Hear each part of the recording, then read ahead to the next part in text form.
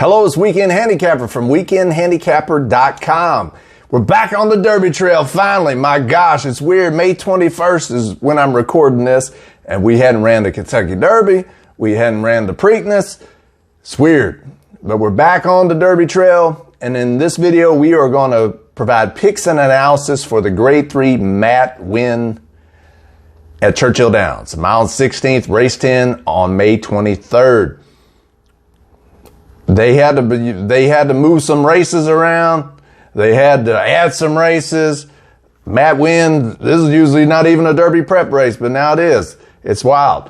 For those history buffs, Matt Winn had played a pivotal role, huge role in the formation or the early years of Churchill Downs' history and the formation of the Kentucky Derby. So without Matt Winn, we all know the Kentucky Derby plays a big role in our cultural history in America and in sports history. So without him, who knows what would have happened with the Kentucky Derby. He was Kentucky Colonel. So if you hear the name Matt Winn, that's who this race is named for, in namesake. All right, Grade 3, race 10, Churchill Downs, mile 16 on the dirt. We got a lot of off-the-pace horses and a few early speed horses. Let's go one by one and see if we can find a winner and some contenders in this 2020 Matt Winn race. Number one, Mystic Guide. It's going to be sitting off the pace a little bit. It's won at a mile 16th, so competitive at today's distance. That was at the fairgrounds. Fairgrounds, usually the horses that run well at fairgrounds usually run well at Churchill, so that's a good thing. But this horse is taking a big step up in class. That's a knock on it. But it's improving with every race. So if you like this horse, don't be shy to bet this horse. Number two, Pneumatic is undefeated. I think I said that right. Pneumatic. It seems like it's one or two. I always mispronounce and butcher their name. But the number two horse is undefeated. It's got Steve Asmussen as his trainer. Ricardo Santana Jr. had a wonderful meet at Oaklawn Park. But the added distance, that's a question mark. Shouldn't be too bad, I don't think. But this is definitely a contender, the number two horse. Number three, Informative, another off-the-pace horse. Is coming off a layoff, but the trainer, who I'm not that familiar with, has got a nice ROI, a nice return on investment in that particular category. So it deserves a look at this price. So I know it's a short sample size, but man, that might be a sneaky horse right there. Number four, Celtic Striker. Finally, we got some early speed. And those that have been paying attention to Churchill, there's only been a few days of racing this spring meet so far. But the speed's been holding up pretty good, either right at the front or right off of it, laying off just a little bit. But it's a long shot with that early speed. Unless there's a strong speed bias, I don't know about that horse. Number five, Flapjack.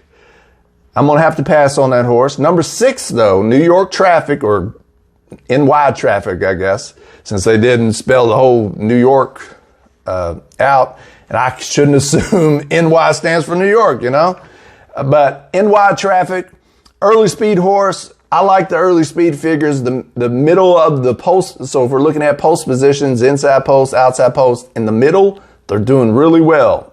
So not that that's the main thing to look for, but with this early speed at this price, this is a live long shot. Paco Lopez does well getting the horses out on the lead with early speed horses. So I'll take a gamble with that horse trying to get out, and if the speed is holding up, then man, we're going to get paid with number six, NY Traffic. Number seven, Necker Island, another early speed horse, long shot, but the only thing it's got going for it is early speed. With NY Traffic, number six, I have a few more factors that in that horse's favor, so I prefer that one. I hope those two, the 6 and 7, don't get into a speed duel and wear each other out. But that might happen. But number 7 is another speed horse. If you like that angle, then bet it, because it's going to be a long shot. Number 8, Crypto Cash. It was 6th in the Arkansas Derby. We have to go back a few, in which it won at Churchill, but that was on the turf. But I'm going to look elsewhere. Number 9, Shake Some Action. This is an interesting long shot with good connections. Brad Cox, one of the best trainers, young trainers out there right now, is Javier Castellano, wonderful jockey. Had a bad trip in the Louisiana Derby down at the fairgrounds. So if you throw that race out, is it worth taking a big chance? Well, you don't get this price too much on this with these connections, Brad Cox and Javier Castellano. So that's a live long shot. Number 10, here we go, Maxfield, the favorite. It's going to be closing in. So if the bias isn't that pronounced, then it shouldn't be a problem. But if there is a heavy speed bias, it might be hard for this horse to get up in time. But it's undefeated, hadn't raced in a long time. Won at Churchill. Last time it raced was at Keeneland in October. So it's been a while. This is definitely one to beat, but should be ready to go for this race. And this horse wants to get in the Kentucky Derby. I'm sure it's been eyeing for this race.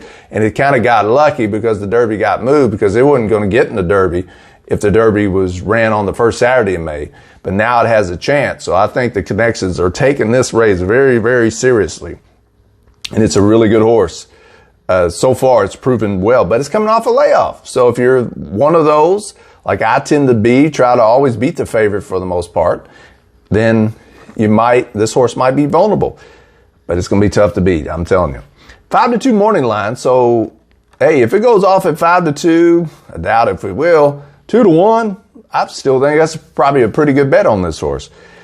But the pace scenario and the layoff are too negative. So if you're looking for favorites to play against, that might be two good reasons that you'll play against it.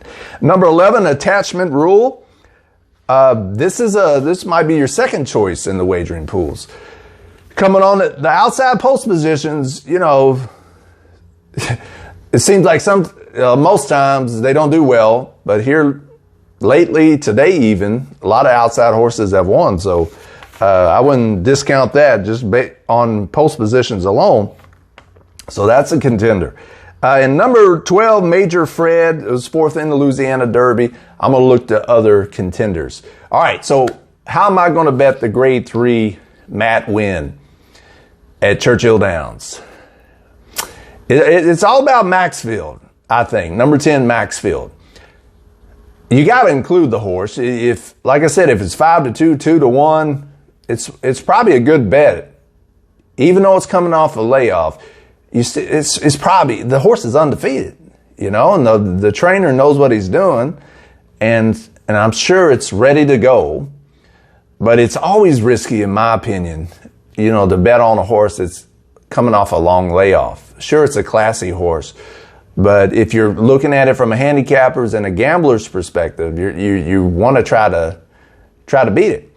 So I'm going to go, you got to include number 10 Maxfield, but I'm going to take a shot with the number 6 NY Traffic. I think if that horse can get out on the front end, if Paco Lopez can time it right and can possibly steal it at a nice number, then that's going to be a very good day for me, for whoever backs that horse at that price. If the speed holds up and can fend off all these good horses like the number 2 Pneumatic and number 10 Maxfield coming late.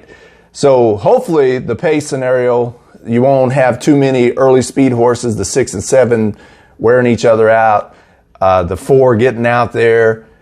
So I got to hope that that's not going to happen. So I like the number 6. I'm going to put a nice win bet on the number 6, NY Traffic.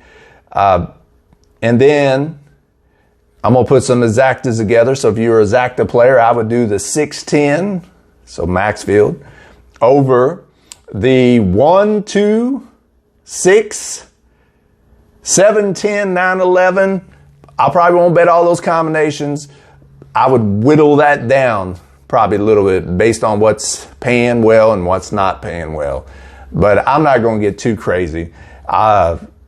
probably just a nice win bet on the 6, and maybe have some saver exactas with Maxfield on top with some nice long shots underneath those horses that I kind of mentioned. So it's hard when I record these videos to kind of talk about exactas and all these different payout or probables and all that, because we just don't know. So I give you, what, 4 or 5 horses underneath in the exacta.